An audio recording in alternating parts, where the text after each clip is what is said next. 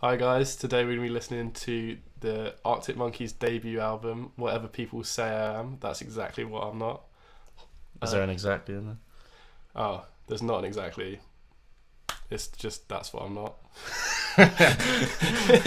Anyhow. Any hoomst. Yeah, so as I was saying, I'm a big Arctic Monkeys fan. I know the names of all their albums off by heart.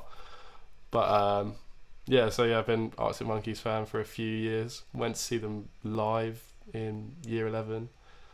Which is about when you're about 16 in the UK. Yeah, so 4 years ago. That was right when Tranquility Base Hotel came out. But yeah, anyway, big fan. He's not too familiar, so thought I'd show him the debut album and probably my favourite album of theirs.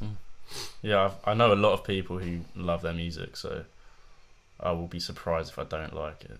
So I'm going in with some expectation, let's put it that way. Yeah, I never took the effort to fully go through all their stuff, so although I might have heard the odd song here and there, definitely haven't heard a full album, and I don't know if I've heard any from this one, but I'll just say if I have as we go through it. I'm looking forward to it.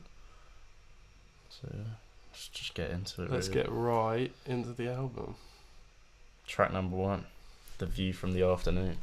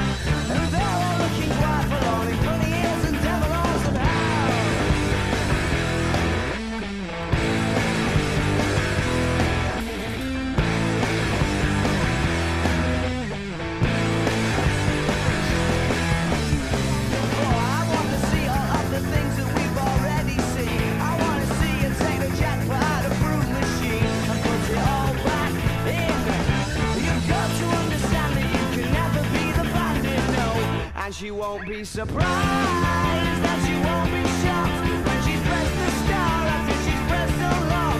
And there's verse and chapter sat in her inbox, and all that it says is that you've drank a lot. And you should bear that in mind tonight, bear that in mind, yeah, you should bear that in mind tonight.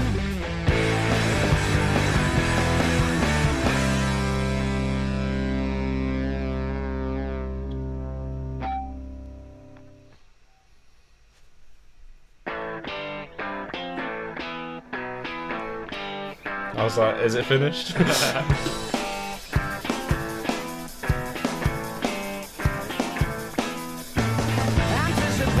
as a habit to set you up for disappointment in evening entertainment. But tonight there'll be some love out for your heart around 3 o'clock when the 2-for-1's under the writer's block.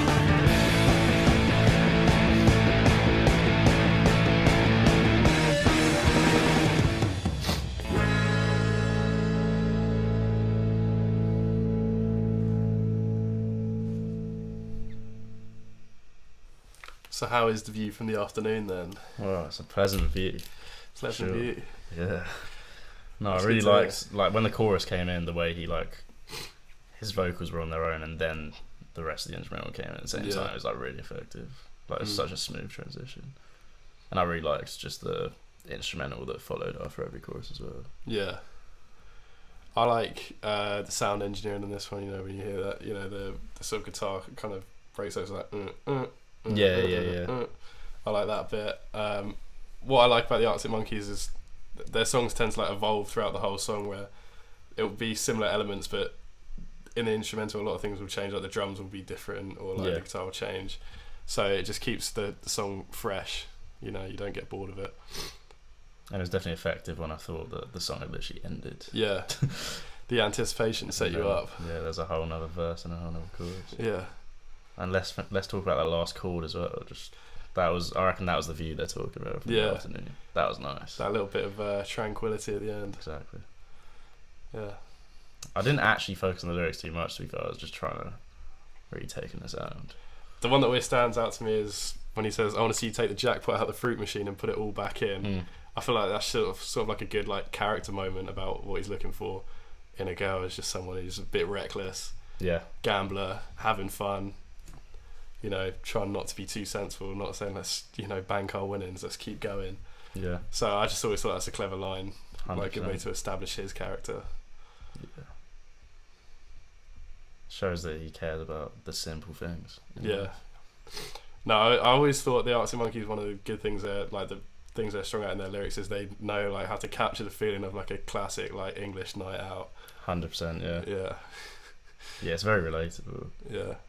It's very like sort of cultural to the UK as well. I feel like, for sure. And I guess that is why so many people like them. I don't know like how big they are like across the seas, but like if anyone's American and you know of them and you like their music, let us know. I'm just intrigued to see if it's new to everyone else listening, because I know a lot of our viewers are American, but maybe not. Maybe they are huge in America. Who knows? But if you're American, defo check out the Arctic Monkeys, learn a bit about British culture. Yeah, maybe this will get you into them. Yeah. So hopefully, as well as me getting into them, all of you can come along with me on the journey. Yeah. How nice. Of course. Alright, going into track number 2. I bet you look good on the dance floor. This guy does.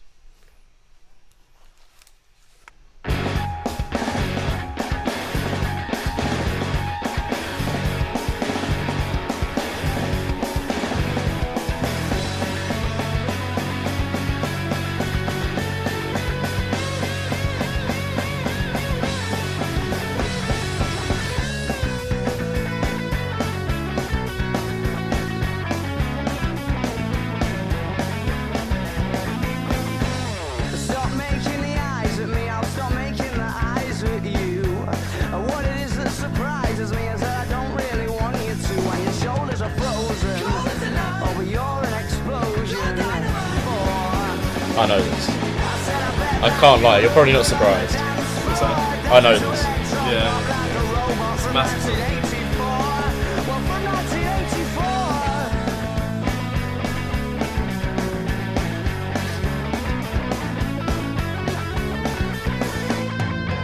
And we should stop ignoring me because it's sending me to despair.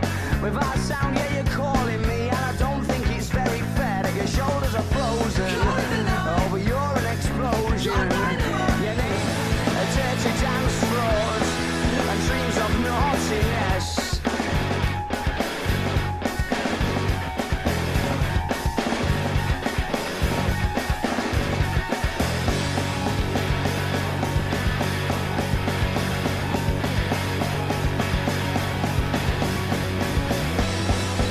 Well, I bet that you look good on the dance floor. I don't know if you're looking for romance or I don't know what you're looking for.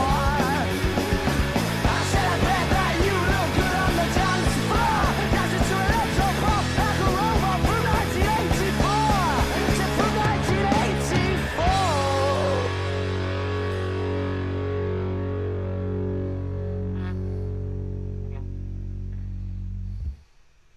So you said you'd heard that song. Yep. It is a big song. I feel like it's one of those songs that you just kind of will hear. Like, Yeah. I don't think if you can avoid it. go outside, basically. Yeah. Because it is, in my opinion, it is a banger. I love that song. 100%. It's great. And once again, quite light-hearted and just so relatable again. Like, it's just kind of, it's just like club culture, really. Yeah, isn't just it? Going out. It describes that, You just like, kind of see someone you're like, you're attractive, don't really know if you care about anything after tonight, but tonight let's just have some fun. Yeah, I love the first verse in this song that stop making the eyes at me and I'll stop making the eyes at you. Like, what has surprised me, I don't want you to. Like, that kind of like, oh, we're going to get up to something tonight feeling. So, yeah, I feel like, they just capture that night out feeling. 100%. In a nice, light-hearted way in this album. Anything else you picked up on? Well, other than the fact that it's just such an iconic instrumental and chorus for sure. Yeah. And that it's relatable. I don't really think I've got much more to say, to be honest. It's just kind of song that speaks for itself. Exactly, yeah. I think that's why people love it. Yeah. Because I don't think it's easy to make a song that isn't relatable to such a huge mass of people. Yeah. So appealing, but I think that's what's so good about this song. Because like even older people, they could still look back to when they used to go clubbing. Yeah. Anyone that's just how they felt too. So anyone that's ever been to any kind of club, party, disco, there's something in there that you're gonna like resonate with. I feel like. Yeah. All right, on to track number 3, "Fake Tales of San Francisco." I wonder why they're so, accustomed to San Francisco, although they're British. We'll find out. We'll find out.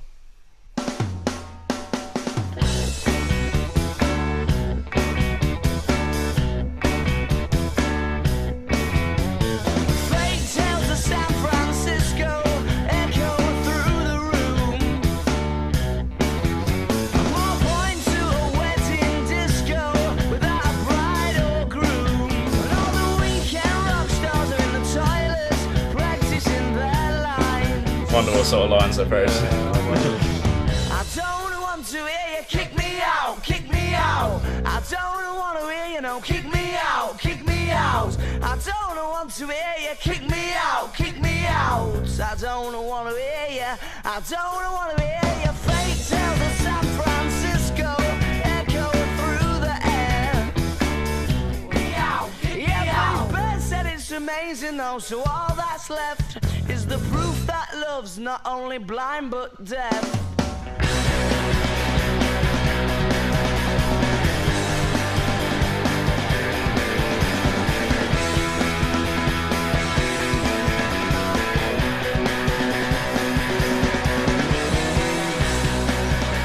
He talks of San Francisco, he's from a hunter's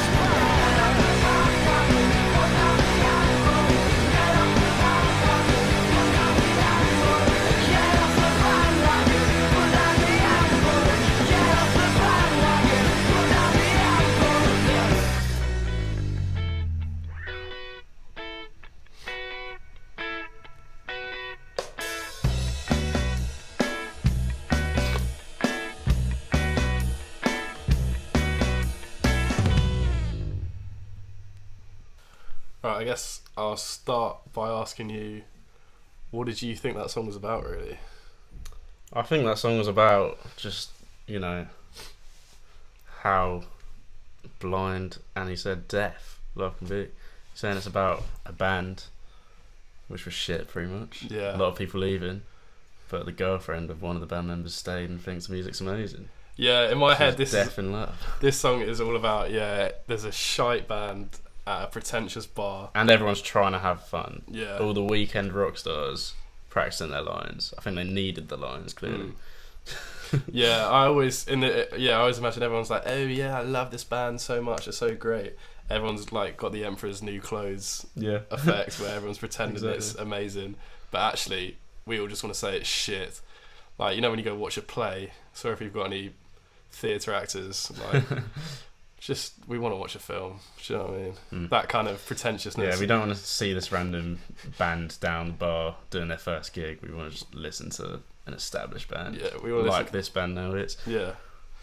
And to be fair, I think that's quite a relatable experience in the UK. Not that I personally have gone to like gigs and like watched loads of bands, but I know like there's a certain group of people who like, especially people who like rock music and have grown up with it, who genuinely go out like every week to just like watch other bands from their age group, or even they have friends who are in bands or they're in bands themselves. And there's just so many just little bands everywhere in every city in the UK. And let's be honest, they're bound to be shit 90% of them. Yeah. So. Some of them are shit, and it's okay to say they're shit. Yeah. You don't have to pretend just because only 4 people listen that you're loving the Himalayan throat singing they're trying. Do you know what I mean? 100%.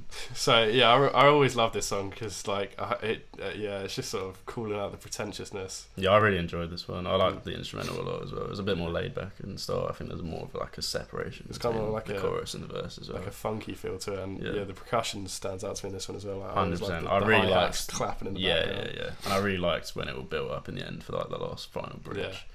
Just added another dynamic to it. But you know how like they seem to be liking having these little endings, even if it's only 10 or 15 seconds of something like quite different to the rest of the song.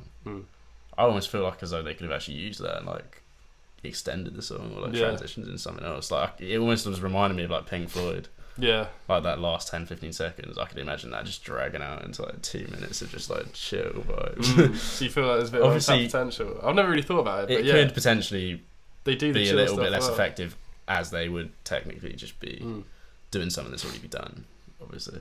Yeah. Because this is a lot later on than a lot of Pink Floyd stuff, of course. But I feel like that could have been a bit longer. I was really enjoying like just a little bit at the end. Yeah. But sometimes keeping it short and sweet leaves you wanting more, so...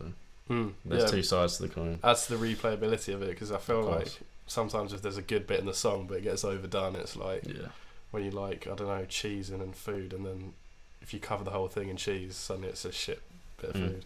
And this is probably a bit of a stretch, but maybe it's symbolic because it's all about people wanting to leave because the music's bad. Maybe if you extend it too long, we'll think the music's bad. And they don't want to be hypocritical in their own song about other bands being shit. Exactly. So. You need to make the song about criticising other people's music good, otherwise and you've done it. On to the next song. Yeah. And so are we. On to track 4, Dancing Shoes. Get on your dancing shoes. There's one thing on your mind. Hoping they're looking for you. Sure you'll be rummaging through. Oh, and the shit show, the horror. You've seen your future bride. Yeah, but it's so absurd for you to say the first word. So you're waiting and waiting, and the only reason that you came to what you're scared for. Well, don't you always do the same? It's what you're there for, don't you know the lights are flashing down in here tonight? And some might exchange a glance, but keep pretending to dance. Well, don't you always do the same? It's what you're there for, but no!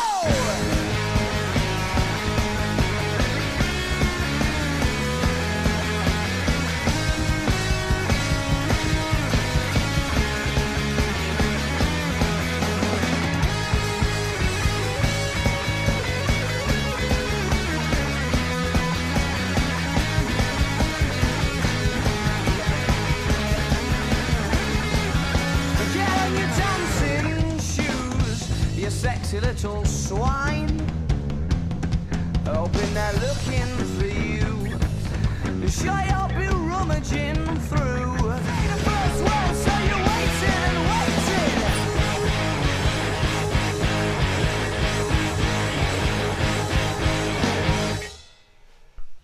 Thoughts on Dancing Shoes? Really liked the chorus. Really liked the use of like the open hats as well, like constantly keeping the beat just like. That was pretty cool. Yeah, it's a strong track. Yeah. I think I'm not quite getting exactly like the person he's talking about. I can't tell.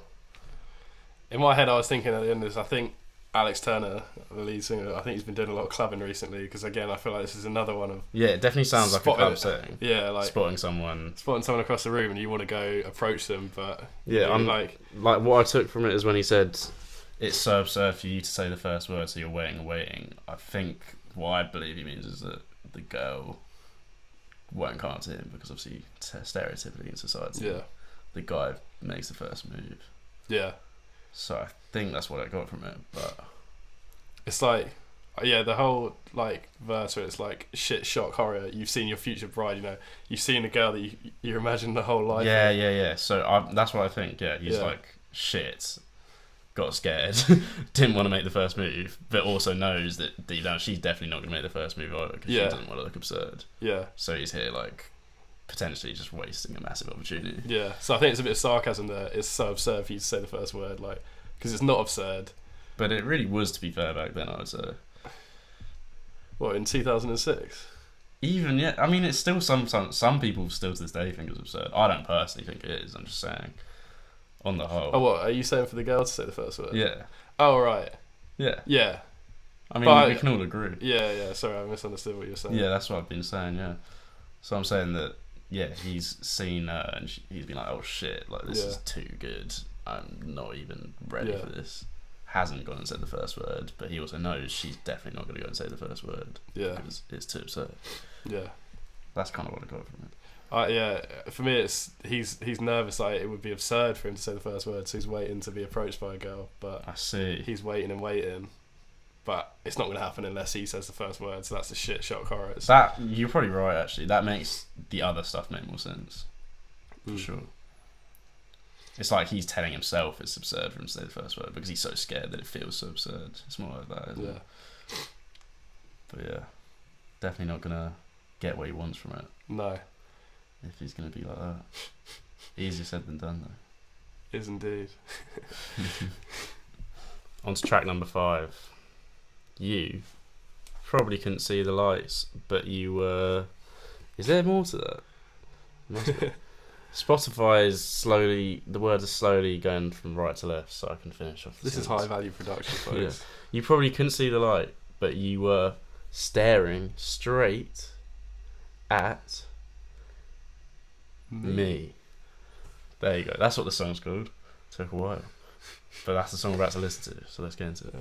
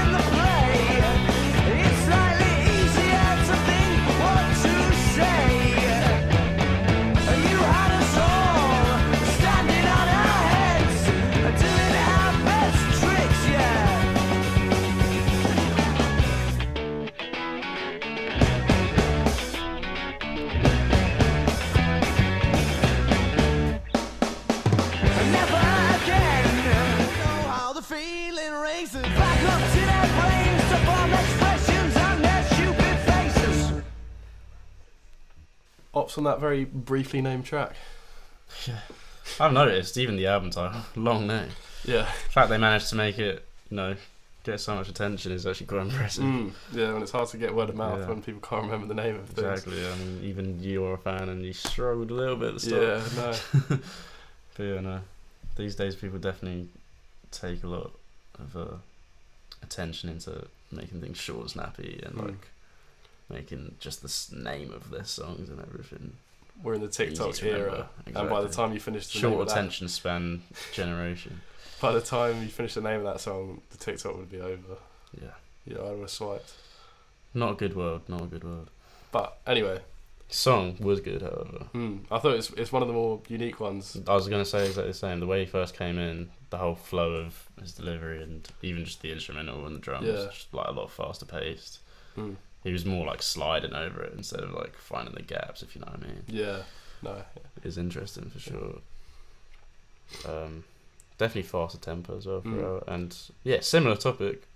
Yeah. I think he's kind of just trying to this man is blurt it all out and tell everyone how bad he is at getting girls. This man is moving loose in the club. But and his success rate is not great. Yeah, and he's saying that he could write the book, basically. Don't know where he said that. Where is it?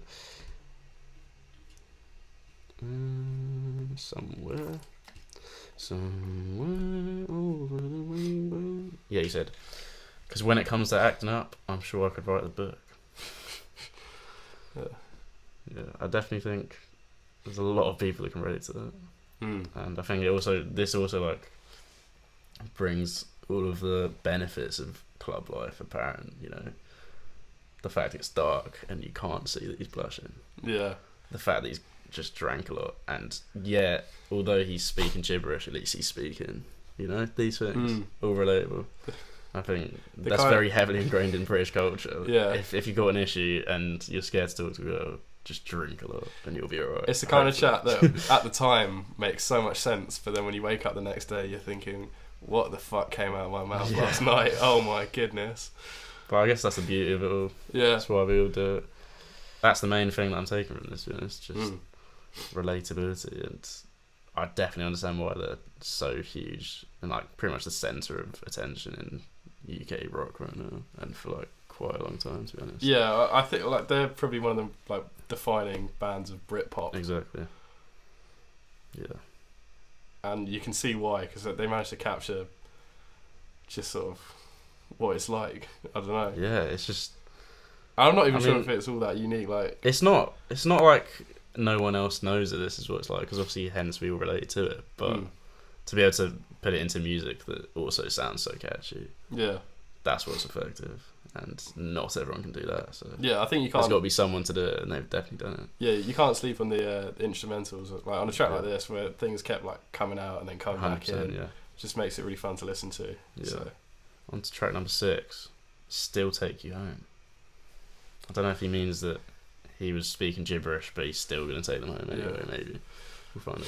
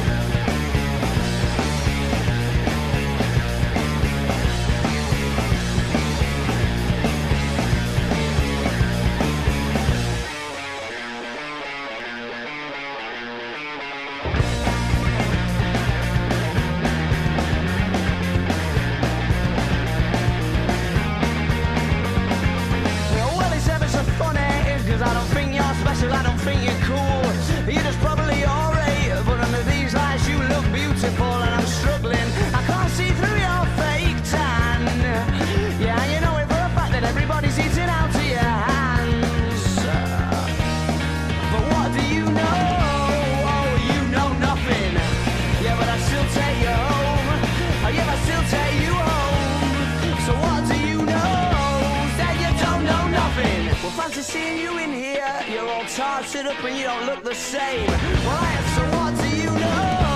Oh, you don't know nothing, no.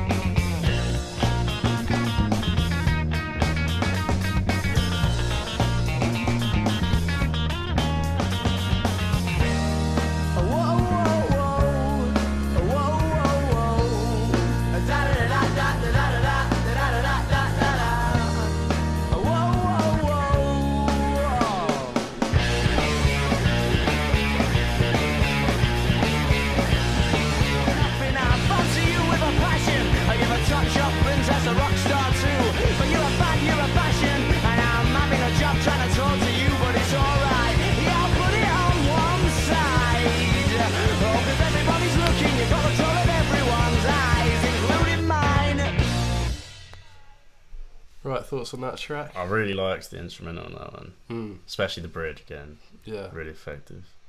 Went up for like a smoother transition. Yeah, like more mellow, just for that little bridge, and then it came back in again. And yeah, the lyrics definitely relatable. I can kind of see what he's trying to say. I think at first when he mentioned all the fake tan and stuff, I was thinking, oh, maybe he's trying to say that he's finally got someone who might like him, but he's not really that into them. They're just wearing the fake tan. But then eventually I realised he definitely finds it very attractive, so does everyone else. So what I'm getting from it is, it's like the spotlight. She is the spotlight of the whole club. Everyone's after her. Yeah. He managed to talk to her a little bit. She probably doesn't even remember his name, but it'll take her home because like everyone else in there wants to take her home too. Yeah, I think. Yeah, I agree. Similar note. I always thought this song is about he's found like the fittest girl in the club or whatever. Yeah. Approached her for a chat. She's into it, but she's also got the personality of a plank. Yes. Like wooden board. You know, he doesn't think she's special. Doesn't think she's cool. You know, having a job trying to talk to her, but he's persisting with it because of just pure attraction. Yeah, and I get the sort of sense there's a like perceived social value in it as 100%, well. yeah. He's kind of feeling the peer pressure. Everyone's seeing him talk to this very attractive girl, and even though he doesn't like her as a person, he's continuing on just because of, you know, the lad points aspect of it. But I mean, it's only a night out. No, yeah. Don't have to have a great personality necessarily. But yeah, it's just and again, like I love some of like sort of like descriptions they use to, like, you know, like the Top Shot. Top Shot, obviously so relatable. Yeah, UK was. That's the one thing, like, I'm not used to. There's not many artists apart from UK rappers really, like, that have such like strong, I don't know, what's it, like symbols almost of like the UK. Yeah, I feel like anyone can relate so heavily to the way they describe things. Yeah, and the Top Shot thing definitely got to me. Yeah, that's funny. Yeah, no, I really like that one. Probably one of my favourites. To be honest. Yeah, both instrumentally and lyrically very strong. All right, on to the next track. Track number 7, Riot Van. Up rolls a riot van and sparks excitement in the boys, but the policemen look annoyed. Perhaps these are ones they should avoid.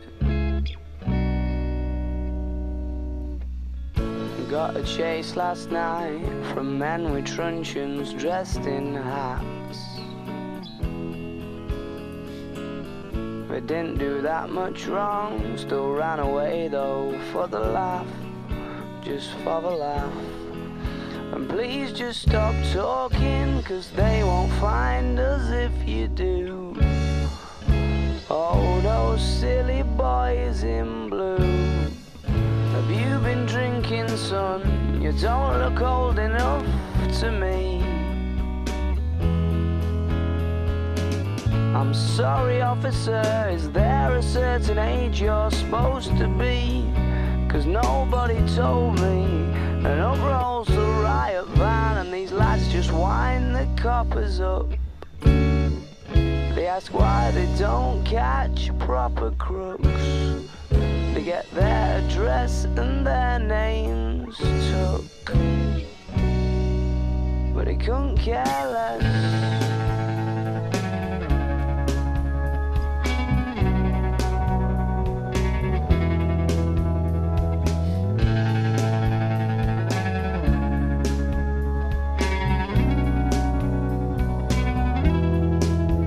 Thrown in the riot van, all the coppers kicked him in, and there was no way he could win. Just had to take it on the chin.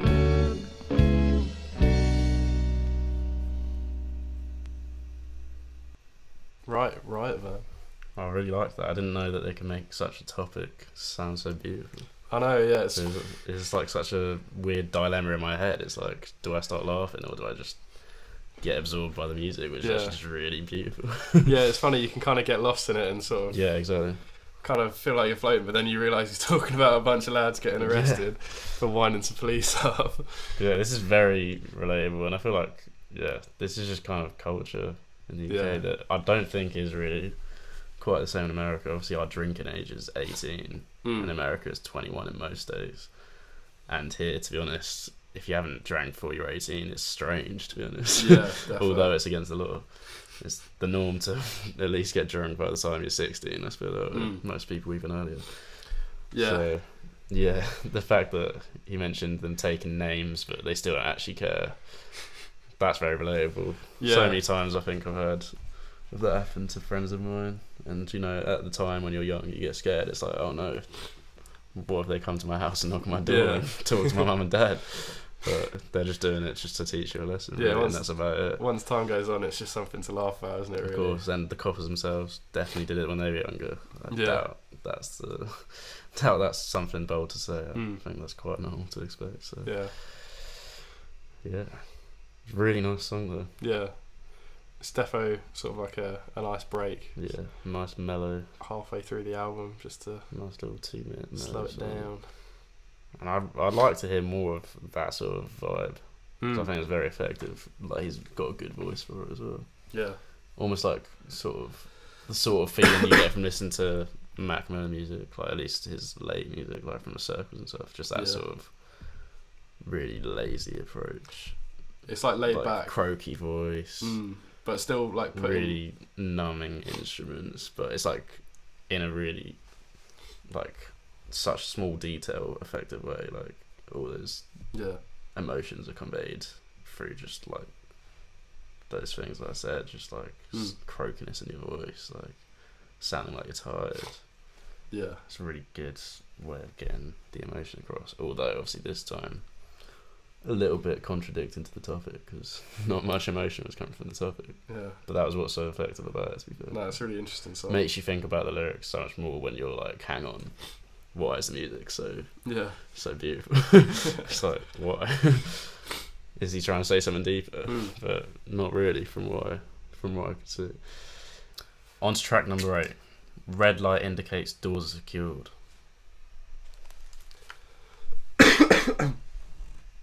Shut up. Sorry.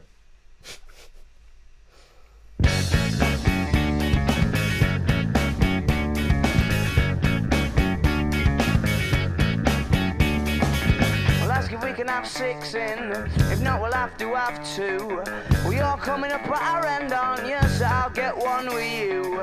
I won't let us have 6 in, especially not with the food. He could have just told us no though, he didn't have to be rude. You see her with the green dress, she talked to me at the bar. Well, how come it's already £2.50? We've only gone about a yard. Well, how funny with that sketch earlier, up near that taxi rank. Although you would have missed it, I think it was when you went to the bank. These 2 lads squaring up, proper shouting, oh, we're next in the queue.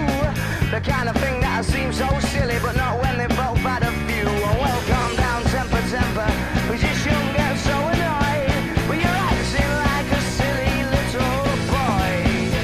They wanted to be men and do some fighting in the street. They said no surrender, no chance of retreat.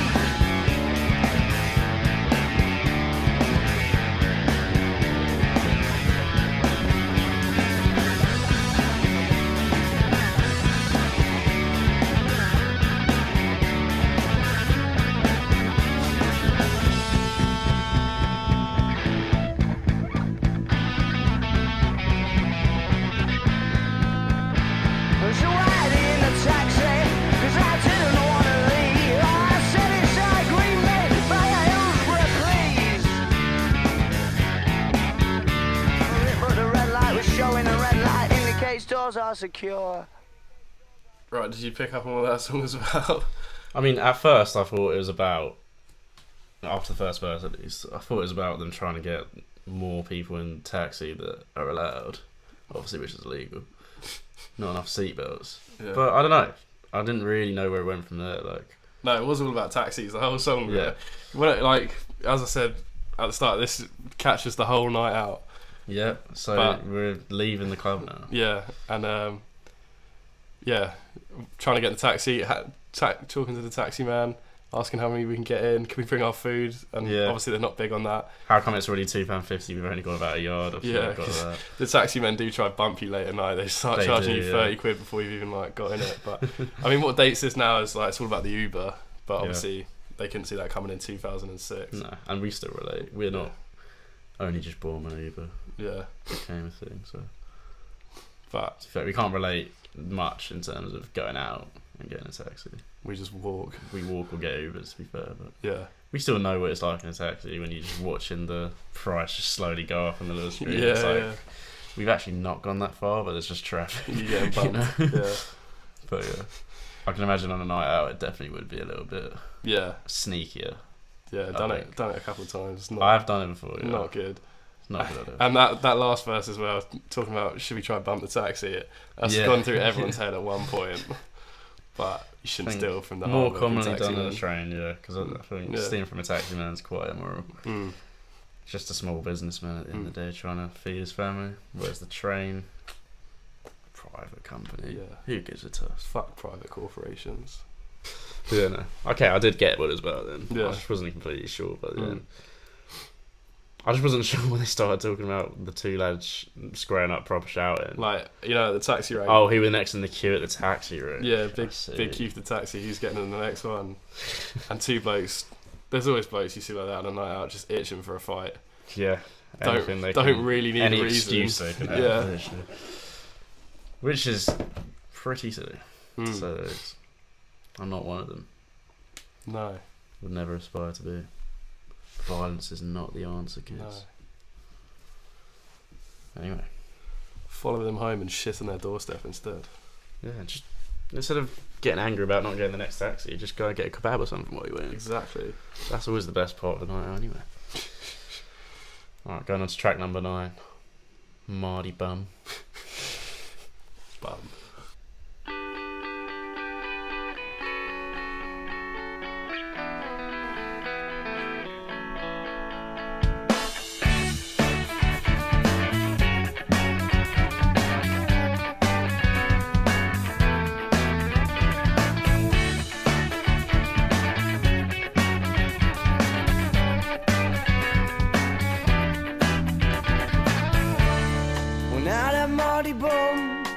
I've seen your frown and it's like looking down the barrel of a gun and it goes off. And how come all these words? Oh, there's a very pleasant side to you, a side I much prefer. It's one that's laughs and jokes around.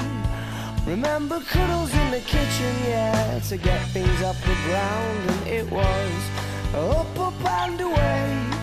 Oh, but it's really hard to remember that on a day like today when you're all argumentative and you've got the face on.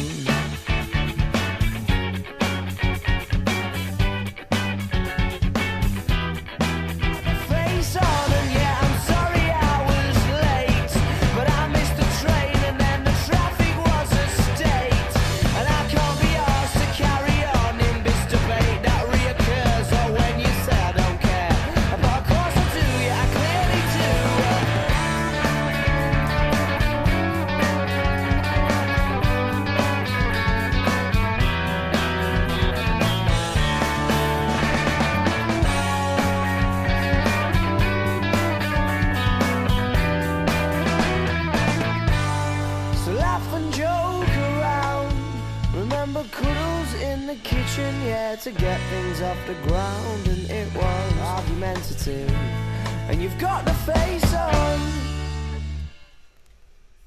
Right, another kind of slower track. How did you feel about that? Really liked it as a result, to be fair. I really like when they go for the mellow approach. And I did notice it was quite popular as well, like the third most even popular on the whole album, so not surprised, because I think that might have even been my favourite, maybe. Wouldn't blame you, yeah, it's a really nice song. Storytelling on it I think is really good. Yeah, definitely. I like the imagery in the first verse, you know, like I've seen that frown of yours, it's looking like barrel, like looking down the barrel of a gun, and then it goes off. And out come all the words. That's my favourite bit, I would say, but yeah, it sort of captures that kind of relationshipy ness to it. Sort of when the relationship turns into, you know, more of a marriage, even at a young age, just when you get the married couple behaviour. It's just not what you want. The divorce behaviour. Really is. But yeah, it's quite relatable to her, especially like just the idea of, you know, a girl saying that you don't care when you just clearly do, and you know you do, and you always show that you do. Yeah. But they just don't get it, and they're overthinking it. It's kind of that thing, isn't it? Yeah, but it captured a lot of relatable relationship things, really. Yeah, definitely, especially for younger people. I like this one as well because it's kind of starts slow, and then it like there's like a big like sort of like explosion in it, and then it kind of cools back down again. So it's it's lovely. Definitely couldn't have asked for anything more instrumental. Yeah, or lyrically, really, it's pretty much perfect song. Very much liked it. Yeah. Yeah. Wow. The perfect tune. There's no such thing as a 10. There isn't. Should we have a debate? Is there such thing as a 10? I don't think so. Me either. And I still believe debate over, done. And I still believe that, although this is going to sound hypocritical because we do album ratings after every listen, you know, they're still only an estimate, and like there's still no way to really numerically. I mean, yeah, it's like there's just no way to categorize an album like that. Like when you do it just because we want to give you an idea of how much we enjoy it. Yeah. But you know, although I love Anthony Fantano, gets a bit too. I don't know. It's tough with art because it's subjective, and you're trying to put like an objective. You know, it's trying to put the square peg in a round hole. Basically, you're trying to put an objective score onto a subjective piece of art, and everyone has different perspective and views. So, trying to say, "Oh, this is a 7 or an 8 or whatever," it's like, well, it might be to you, but it's not to anyone else. Really, everyone should have different.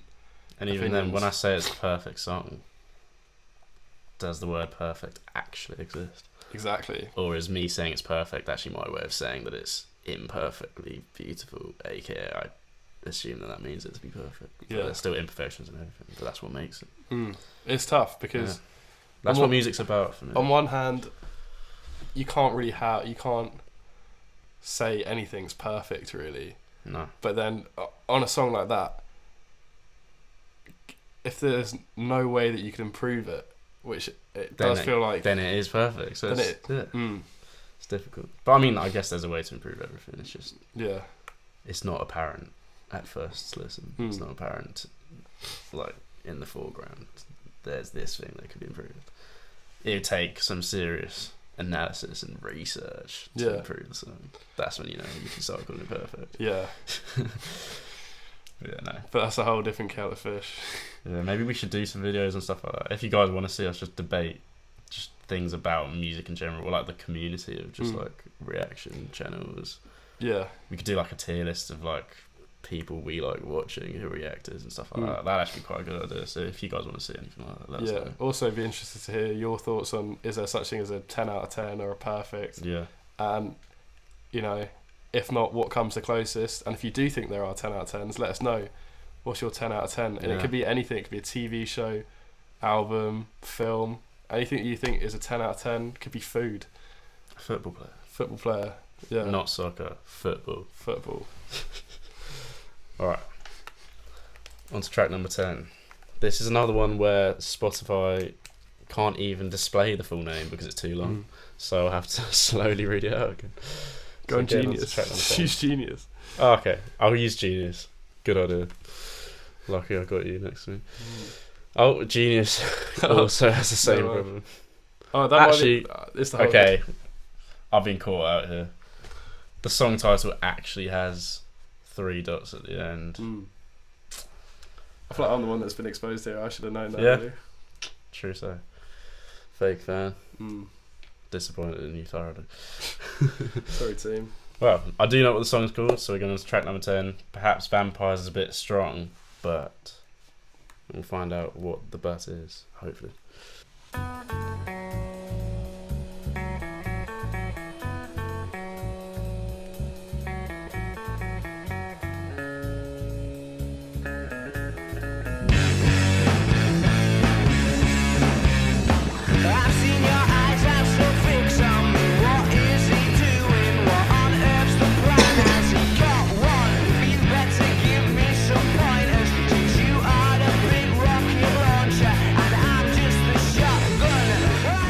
To stand by us, I know you're certain we'll fail. Well, I've seen your eyes as they fix on me, full of confusion. Your snarl is just so condescending. Try to explain that we're on to a win.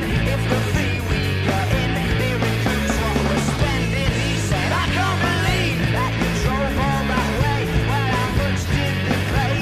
How much did they pay? You'd have been better to stay round our way, thinking about things but not actually doing the thing.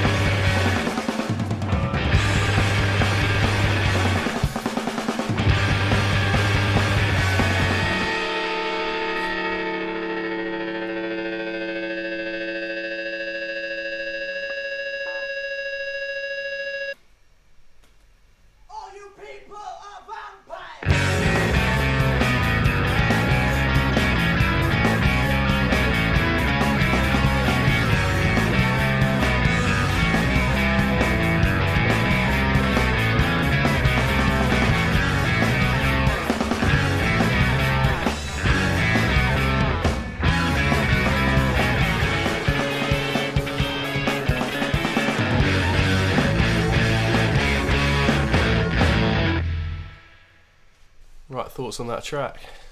Well, definitely. I'll start from the back end because I like the fact they did extend it out a little bit and actually just went for the approach I was kind of hoping for earlier on. Yeah, the long outro. And got it now, so happy with that. And it's good that they didn't do it all throughout the album because obviously it hit a lot harder because it's only happened once and maybe will only happen once in the whole album. So I feel like nice instrumental break, and I like the hand drums as well. I don't know exactly what drums they were, but that was like a really unique instrument to pick, really, to like transition into the instrumental. Yeah, because it's definitely not like something you'd associate with rock at all. You know, drum kit is what you associate with rock. So interesting choice, but it definitely paid off. It was quite a cool instrumental break for sure. Yeah, I think the outro was kind of contrast the rest of the song, where it's like probably one of the heaviest sort of like darker instrumentals, 100%. And then the outro kind of brought it up toward the end. So, no, interesting instrumental for me. Yeah. And then lyrical content, what do you think that one was? It was hard to capture. I think I was a little bit more in touch with what I thought it was about in the first verse, and then it kind of drifted away from me. So yeah, I was kind of thinking at first that, you know, there's some other guy who's like the big don and he can get those girls. Yeah. And he can't. You're calling him the rocket launcher and he's a shotgun. Yeah. And he's not rich. Maybe this guy's rich. But that's kind of just what I got from it. And it could be. It's probably so off. But you can explain what you think as well. For me, I've not read anything, and this is just like my interpretation. This is like their sort of song about trying to become like successful musicians. And that's what the second verse like brought into it, which is why I got confused, because it's like people saying that they would fail and they pretend to stand by us. Stuff like that. So then I was thinking this is completely separate from the previous context of the album of girls and clubbing and nightlife. Yeah. So that's why I was just a bit. You know, yeah, I think it's their sort of dealings with like record label people and that makes a lot more sense. Anyone sort of that you have to sort of deal with when you're trying to explain to people, oh, like, I'm in a band, and people go, oh, that's great, but actually I think this wanker. And yeah, like from other reactions we've done, we know that musicians and record label people don't get along because it's the art and the money sort of clashing. Like a Tribe Called Quest, they weren't a fan of it, you know. Yeah, we've had it a lot in pretty much all of the albums we've listened to on the channel so far. And I think, that's literally completely debunks my interpretation, which I already thought was probably wrong, but it's completely debunked it. I think you're definitely onto something, because what is he doing? What on earth's the plan? Has he got one? That's like the label speaking. Yeah, and obviously the big rocket launcher is a label and he's a shotgun. He hasn't got dollar signs in his eyes because he's not a businessman. He's not thinking about the money. He just wants to make music. Yeah, people and fans in his eyes.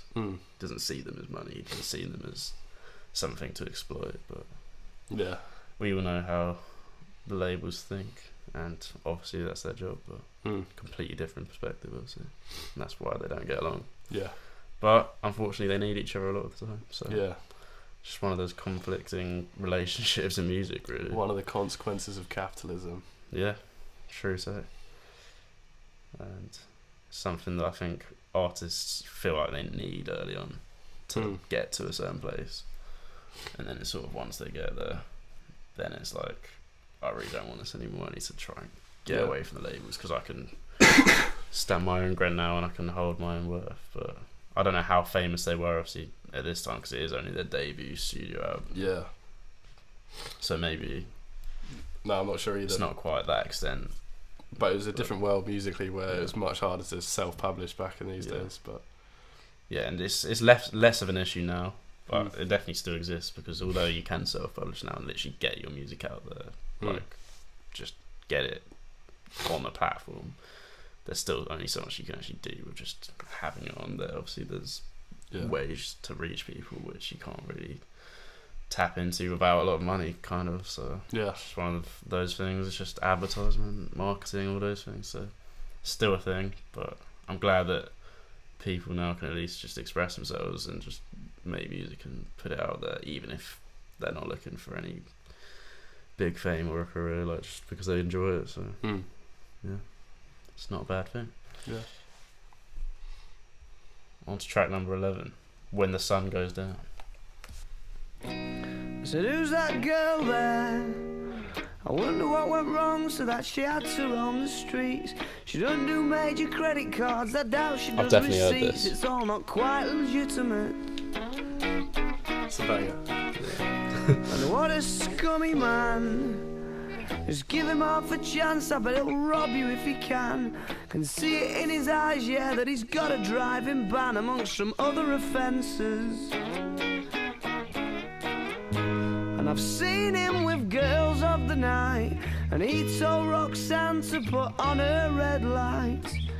They're all infected, but he'll be alright, 'cause he's a scumbag, don't you know? I said he's a scumbag, don't you know?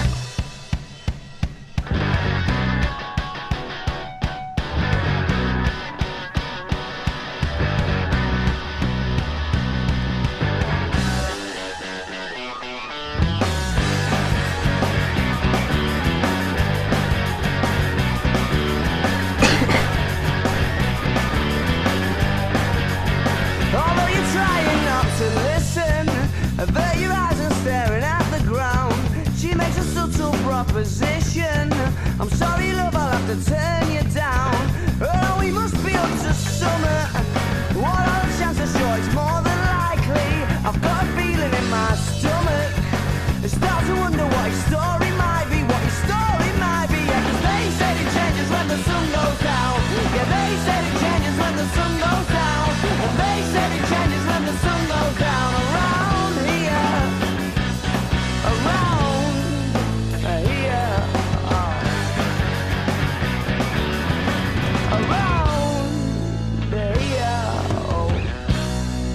And what a scummy man. Just give him half a chance, I bet he'll rob you if he can. Can see it in his eyes, yeah, that he's got a nasty plan. I hope you're not involved at all.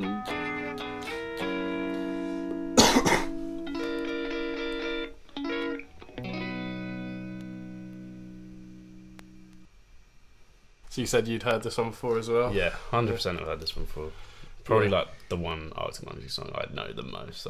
And I think it's not even criminal for me to say that this is factually the best song on the album for me. Yeah. Already, I just don't think anyone's gonna beat that. Yeah, it's definitely one of my favourites. But for me, I like part of it is like it's not as favourite as it was before because I've overplayed it into the ground because it is such a banger. But it is such a good song. Yeah, and the way he just starts so mellow and then it just picks up so hard. Yeah, and then just drops it straight back at the end, just back down to the mellow for the last bit. It just messes with your emotions, to be honest. Yeah, there's a time I've watched it on YouTube. I think it was when they were at Glastonbury, or maybe it was like Reading or Leeds or something. But that intro, you know, where like he says, "I said he's a scumbag, don't you know?" And then they drop it. Yeah. He waits so long before he says it again, and like the whole crowd just there waiting. It's such a sick moment. But yeah, really great song. The way it like starts slow, explodes, and it's like and then and I've never really paid attention to the lyrics like crazy, but I guess what my crazy misconception of the lyrics was on the last song, not the last song, maybe the one before, wasn't it? Yeah, it was the one before, I think. With no, it was the last one. That was the last one. My bad. You tripping? I'm tripping. But yeah, I think that actually applies to this song quite a lot. So that's interesting. That ended up coming after. Yeah. But yeah, it's just about. This is about the bad boys, basically, that girls are attracted to a lot of the time. But most of them are dickheads. Yeah. So, categorically, we can all relate to that. So. Yeah. No, this one. Yeah, to me, it's like it's a story about like a prostitute and her pimp. Yeah. So she doesn't do major credit cards. I doubt she does receipts. It's all cash in hand. The pay that she gets. Yeah. And you hear like later in the song, she's standing out in the corner. She must be fucking freezing, like not wearing any clothes. Yeah. Because it doesn't stop in the winter, the prostitution.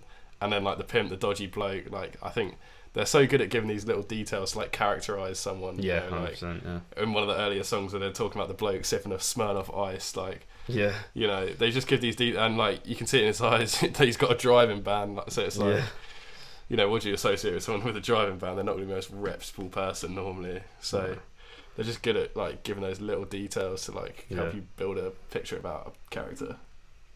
Yes, I think you're spot on. Definitely like reinforced the lyrics for me. Yeah, and I love the last chorus, so it's like it changes to over the river going out of town. Yeah. Like that's like one of my favourite bits as well. I don't know, I just love that bit. No, it's just such a good song. There's not even much to say about it. Yeah. Hard to analyse something when you're just so absorbed by the music. Yeah. Very like poignant storytelling. Yeah. It's very like I had images literally of the guy waiting in his car and the girl covered outside. Like I could literally like picture it. Yeah. So. In his Ford Mondeo. Yeah.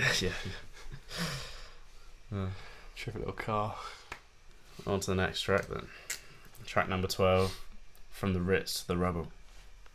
Last night these two bouncers and one of them's alright, the other one's a scary and his way or no way, totalitarian. He's got no time for you, looking or breathing how he don't want you to. So step out the queue, he makes examples of you, and there's no you can say behind the go through to the bit where you pay, and you realise then that it's finally the time to walk back past 10,000 eyes in a line, and you can swap jumpers and make another move. It's still in your brain, you've got something to prove to all the smirking faces and the boys in black. Why can't they be pleasant? Why can't they have a laugh? He's got his hand in your chest, he wants to give you a dub. Well, secretly I think they want you all to kick off. They want all sign everywhere and balls as well. It's just something to talk about, a story to tell ya. Well, it's a black and tell us all, we will put it down to fate. I said 1,000 million things that I could never say this morning. We got too deep, but how deep is too deep?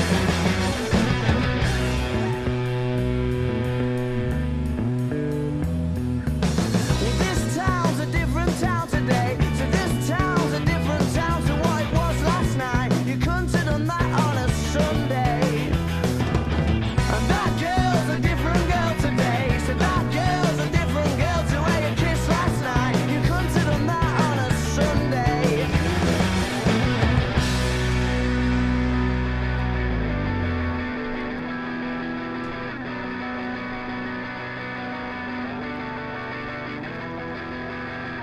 Last night, what we talked about, it made so much sense. But now the haze has ascended, it don't make no sense anymore.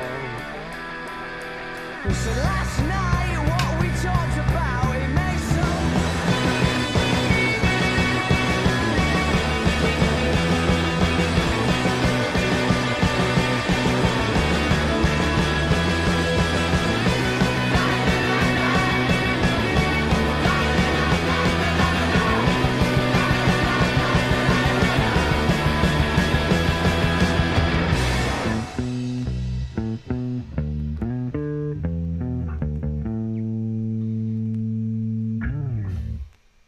Thoughts on From the Ritz to the Rubble? Yeah, really liked that. Instrumentally as well. Like the bass guitar is just really like, smooth. Yeah, it's like funky. I just love that sort of bass. And lyrically, I think kind of what we were talking about earlier, just like when you're on the night out, everything just seems like makes a lot of sense. What you're saying makes sense. Just you feel a lot more confident, obviously. You might be able to talk to a girl that you just wouldn't be able to talk to on a Sunday. Yeah. Stuff like that. It's just the realisation and the separation between the night out and the next day. You just don't really know where it is most of the time. Yeah. But then it all comes to you and it comes flooding in and you're like, what the fuck did I just do? Yeah. Yeah, no, I love this song. Like the first verse about the bouncers, I'm sure it's everyone's favourite bit of the night, dealing with the bouncers. When you try and not act too drunk, and we've all dealt with a prick bouncer, I'm sure. Yeah. So the way they capture that, his way or no way totalitarian, and how they want to fight you, so you actually can't give them a reason. But when you're drunk, it's very tempting to give them a reason. Yeah. And I actually have stolen a move from this song where they say you can swap jumpers and make another move. Me and my mates actually did try that once after we got kicked out. Didn't work, so gonna have to take that up with the boys from the Arctic Monkeys. But yeah, another song that I feel like just captures the night out perfectly, from the bouncers to the chat and shit, to how just like the town changes from a Saturday night to a Sunday morning. I guess that's why the name's the name, you know, from the Ritz to the rubble. The rubble is the next morning. It's just the remains of the disaster class, pretty much. So yeah, it's just I love this song, and I think instrumentally the way it kind of changes, like this high energy bits, this chill bits, nice like outro. Yeah, for some reason instrumentally I kept like thinking it just sounded quite similar to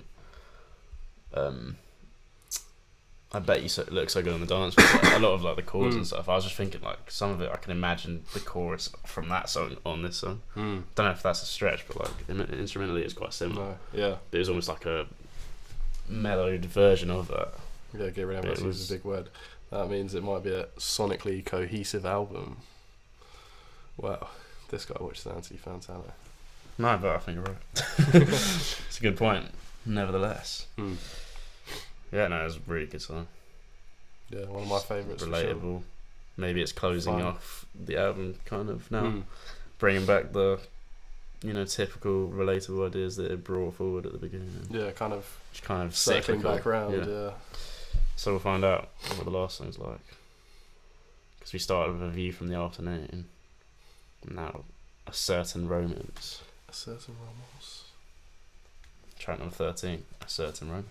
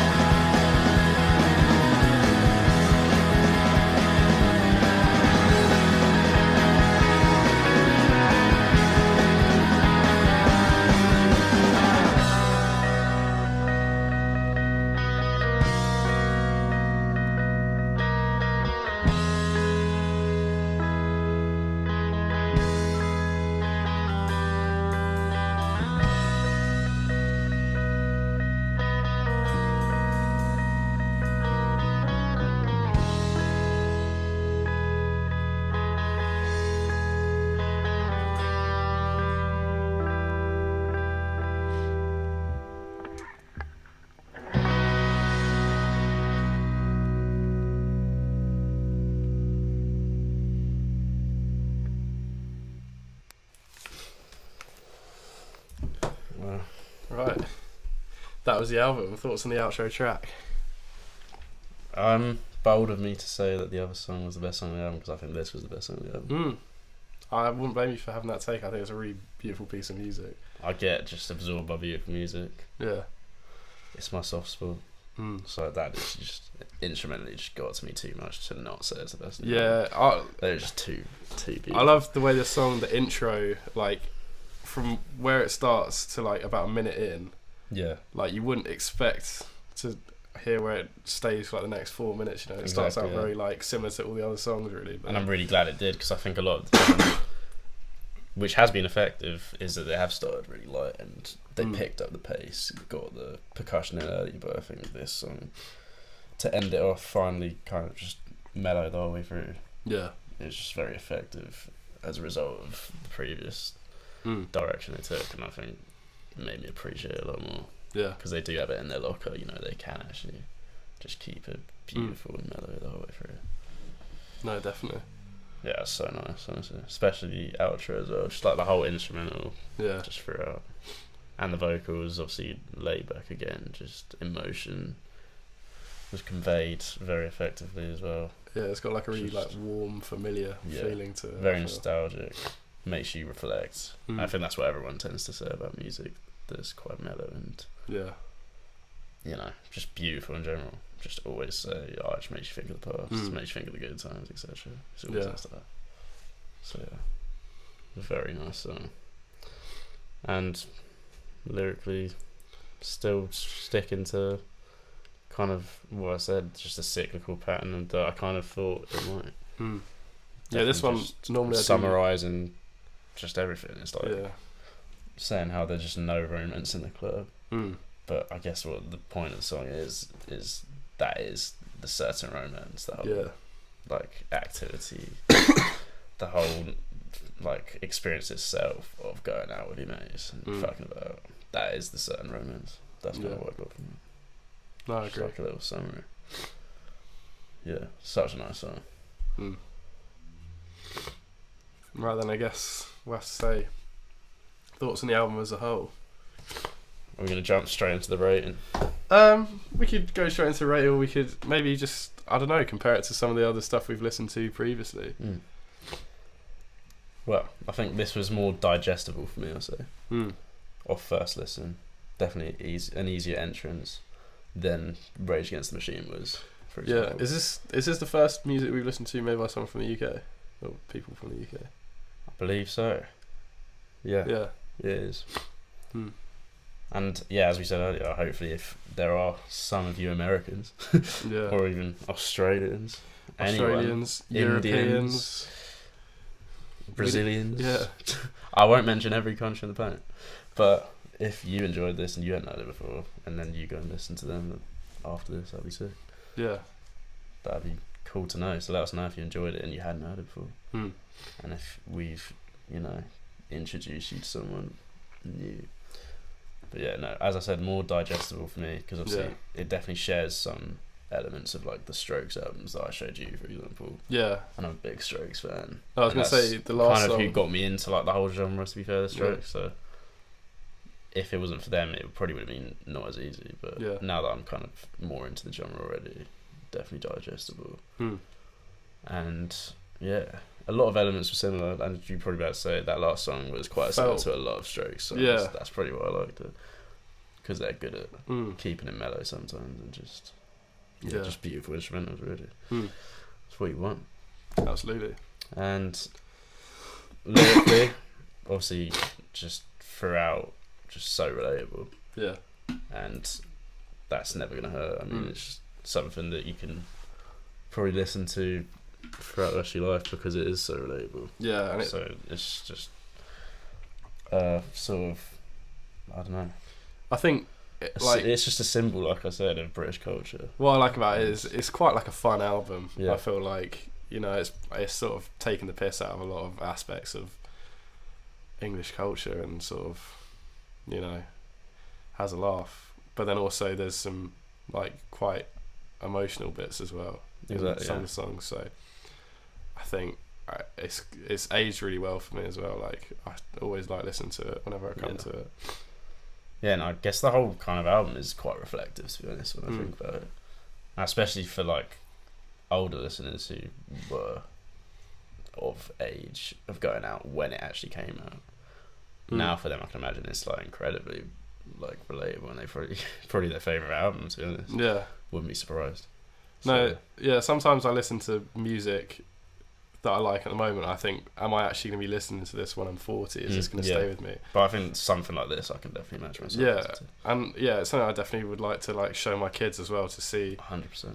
You know, because I feel like there's certain aspects that, although times are changing, I feel like there's a lot of aspects in this where it's quite timeless, really. So although this is like... That's kind of the word I was looking for. Yeah.